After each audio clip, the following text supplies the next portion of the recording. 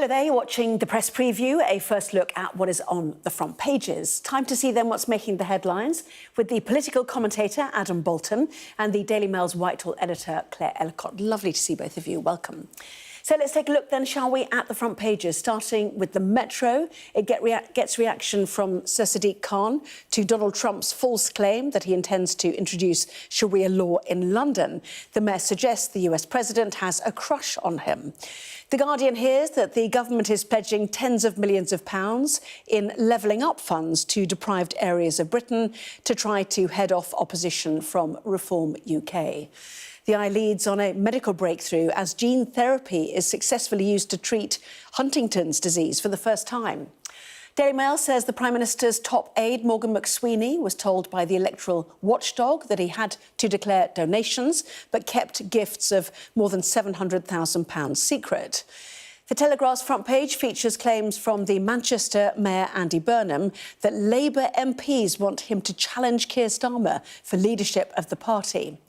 On the front of the Express, Robert Jenrick hits out at what he's called activist judges, who he says could undermine the UK's ability to deport migrants.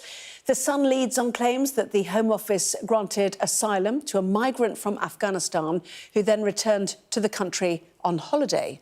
According to the Financial Times, the asset manager PIMCO believes that inflation in the UK will fall more than expected and that interest rates will follow suit. And in the Star, ex-footballer Wayne Rooney credits his wife Colleen with helping him overcome a heavy drinking habit. So let's get more then from Adam and Claire, quite a wide-ranging set of stories. But you've picked up the photograph on the front page of The Guardian, which is President Zelensky speaking to the UN General Assembly with what is quite an interesting new take, really, Adam, that Russia is causing the most destructive arms race in history, which might actually, ring true for some people. Yeah, I think one of the things that's come out from this week at the UN is how much interest there is in actually how the war is being fought in Ukraine. Everyone was a bit surprised that Donald Trump suddenly turned around and said, look, Ukraine can win this war, can take back territory. Now we've got Zelensky, and his big appeal at the UN was to say that drones are completely transforming warfare. I mean, both Russia and Ukraine are producing, millions of drones every year. I think that the Ukraine's aiming to produce 12 million this year, and the Russians probably even more.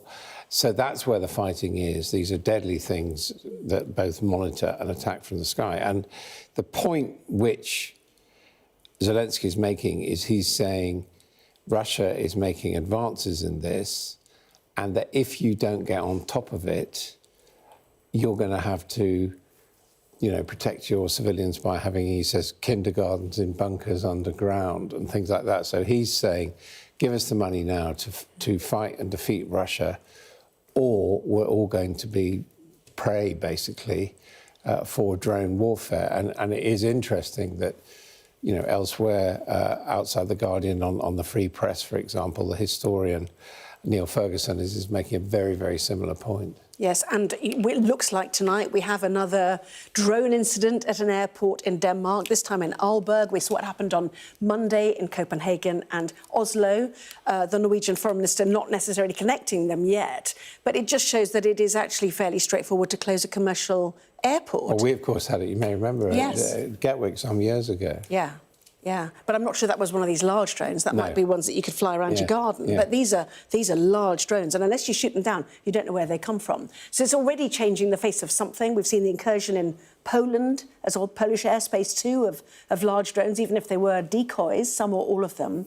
So, he's got a point, don't you think? And the whole point about this is that, America wants its defence industry to supply Europe, who will then give weapons to Ukraine. So as far as Trump, he's seeing dollar signs, isn't he, for their defence industry? Certainly, and Zelensky's right to talk about the changing face of warfare, because it's no longer kind of troops on the battlefield. Drones are a huge element of war, and I think he also mentions AI and the ability to use intelligence to find targets. And Zelensky must be so exhausted with having to keep putting the case for help for Ukraine as this continues, as this war continues, as even Trump can't get Putin to back down.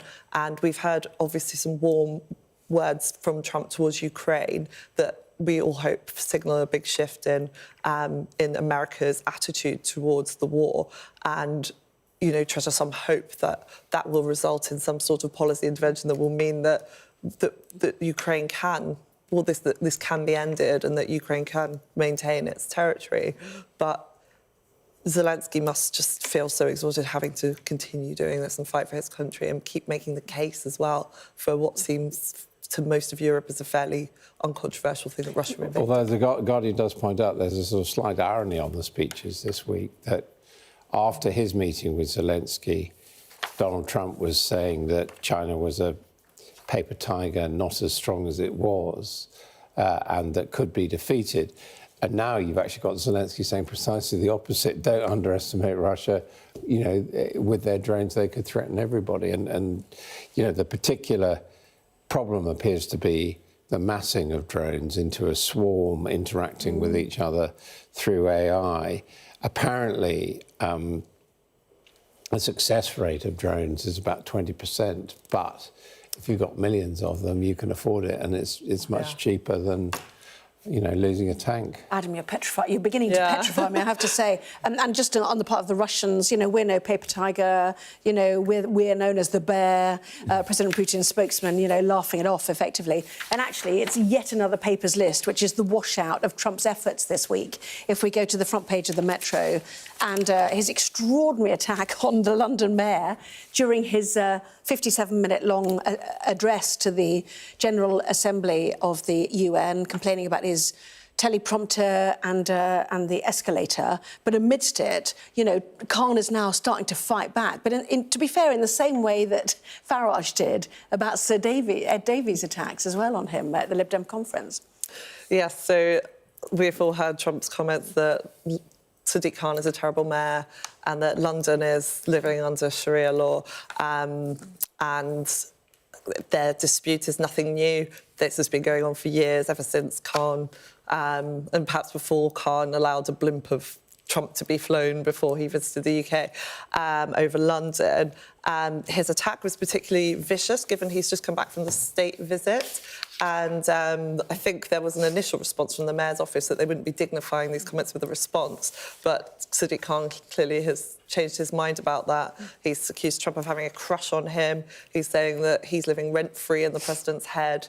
But there was a clear attack on kind of British values, this idea that he was talking about immigration, ruining the country from the inside, and his direct attack on Sadiq Khan, he really did go for Britain just after the state visit. He's also saying he's a racist and an Islamophobe, so he's really putting those barbs out there, frankly, in the same way that earlier this week the Liberal Democrat leader did, that Sadiq Khan is saying, I'm not afraid to attack Donald Trump, whereas, of course, his leader, Keir Starmer, is rather more reticent about that. And on the right, the Conservative Party don't want to criticise Trump at all. Yeah, and nor did Nigel Farage today about paracetamol and any links to autism of women who take it during pregnancy. He was speaking on, you can see the picture there, on LBC to Nick Ferrari, and he deliberately did not criticise Trump's policy. He said, it's very important to him, and he's clearly got a family member with autism. I'm not involved in science. Is that adequate, do you think, for somebody who wants to be Prime Minister? Well, it's hugely problematic. I think he used a really weird form of words as well, saying something like he doesn't know which side to take on science because it was always changing. But there is no evidence to support this idea, and it is one of a series of things that, sort of a propaganda, this idea of kind of a fake news thing. People start talking about something, and we all know how damaging some reports in the past about certain drugs and autism have been, so hugely irresponsible. But, the problem is that Trump is succeeding in polluting the discourse in this country because you've now got major politicians like Farage, who for their own reasons don't want to criticise Trump, actually giving airtime to his ridiculous claims, particularly his claims about paracetamol, which very, across the board here, from the right-wing media to left-wing media, everyone's looked at this and said, look, the evidence isn't there, the man's mad. It's exactly the same as what he said about bleach. And yet, Nigel Farage and other people, Andrea Jenkins, so I'm not so sure, he could have a point here. And all of this is contributing to the kind of uncertainty and climate of fear which populists then seek to move in and exploit. And this, of course, is the, the comments of West Streeting about the Farage failing to condemn the suggestion about paracetamol and pregnancy, calling him a snake oil salesman, and so he went on. I mean, it was the other point that's been picked up on is the fact that you remember when Donald Trump said they're eating the cats, they're eating the dogs, they're eating the pets of the people who live here. And here we are talking about, swans and carp being eaten by migrants? What's this one? Yeah, that's right. This is Nigel Farage, who apparently is saying exactly that migrants are eating swans and carp from ponds. He specifically referred this to the royal parks, and unfortunately for him, the royal parks have said, no, it hasn't happened. We haven't had any instances of that. Apparently there are some videos around of people attacking swans, not eating them, but, whether they're migrants, whether they're going to eat them, is not established. But as you say, it is exactly the same trope as the one in Springfield. I think the difference is that in America, it didn't make much difference, frankly. People still thought they were going to go with Trump. Whether here, people, have a sort of slightly better sense of humour here, and they may actually begin to wonder about Nigel Farage. This is the RSPCA also saying this is baseless. But the point is, if he moves too closely to Donald Trump, how will the British population voters react to Nigel Farage? Is this a difficult line he now has to tread? I think that things have changed slightly in this country after COVID. I think there is more of a conspiracy theory idea out there, and people are more willing to believe things that aren't proven by science than they have been in the past. And Nigel Farage only has to mention some of these subjects for them to take root in the public consciousness and to get people talking about them. I mean, he's made the pages of the Mirror talking about it. It is worrying because there is a huge bit of Twitter and the internet that thrives on theories like this, and they don't care if they've been rebuffed and if there's no evidence to them. It is a worry. I was just reading also that the main picture part of that story was Donald Trump moaning that he'd had enough of being shown beautiful things. There was too much culture on his UK state visit. And the president added that he'd promised the king he would not drag him around Washington monuments when he makes a return to the US. So there we are, Trump's jibes at the UK. Well, on the other hand, the king will have to put up with the decorations in the Oval Office, won't he? Which you don't like the shiny bling? No, well. Lots more still to come in the next part of our programme, including speculation grows over the possibility of the Greater Manchester Mayor Andy Burnham attempting to oust Sir Keir Starmer. That and plenty more after this break.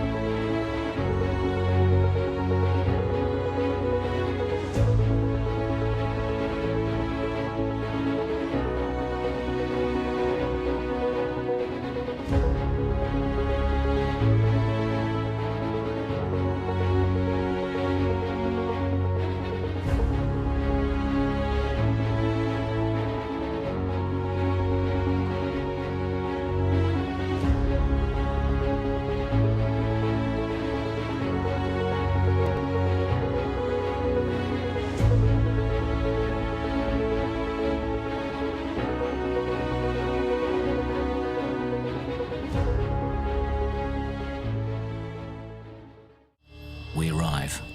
A secret hospital hidden in the Myanmar jungle, treating the victims of this bloody war. This is Myanmar today. Its military rulers don't want the world to see, but we have. I fight for my own future. I fight for my generation's future. This is an actual crime. They don't care for that. Myanmar army is only a couple of kilometers away. So this is a major humanitarian disaster.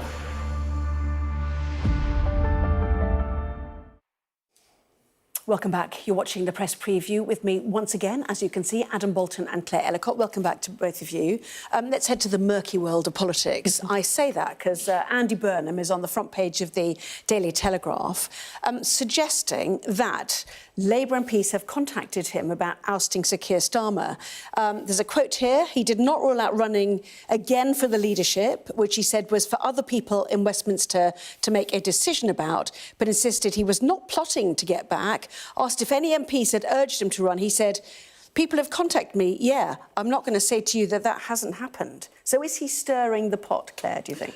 I mean, he is definitely not ruling out coming back. The route to him doing that is far more difficult than everyone thinks, but he is definitely not ruling out coming back. He's done an interview with the New Statesman and with the Telegraph, two very different publications.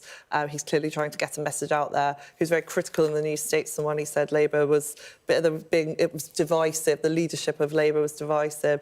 He said that he wouldn't rule out coming back. He set out his political vision to take utilities into public ownership, like a populist left-wing kind of view of how the country should be run.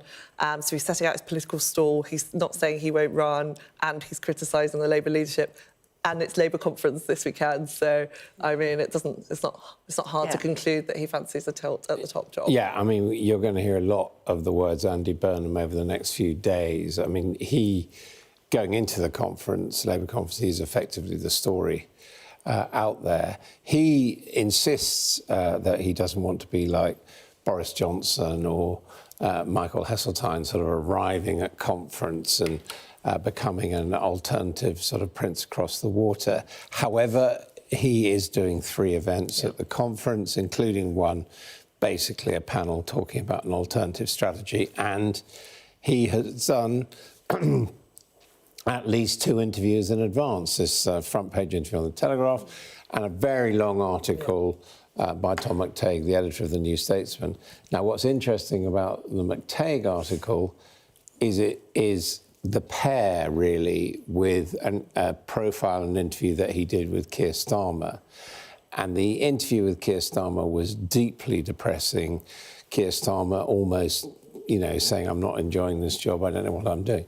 Whereas Andy Burnham, in this interview in the New Statesman, which is a magazine, a left-of-centre, a Labour magazine, effectively, is bouncy, going about Manchester, talking to people, looking, as indeed McTague says in the article, more like a Prime Minister than the local mayor. So people are talking about some make or break events that are coming up, either the May elections, if he lasts that long, or the budget in November. And I see in the bottom of the Daily Telegraph, even the Institute of Directors now suggests that Rachel Reeves must increase income tax, one of the protected elements, obviously, to fix the public finances and re-establish credibility in Britain's Treasury.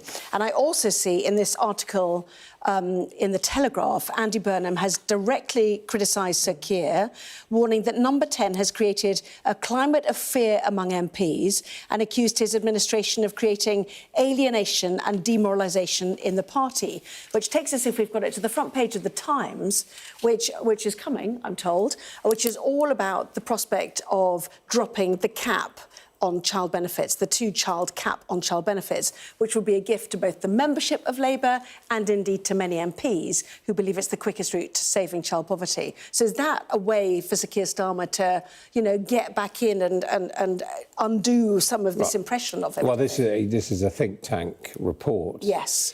Which says, and it seems fairly obvious, that if you give larger families more child benefit, then you might lift children out of poverty. I mean, it's straightforward. What the report also says is it doesn't necessarily improve the life chances of the children. It doesn't prepare them more for school, and poor children some poor children are failing in that area.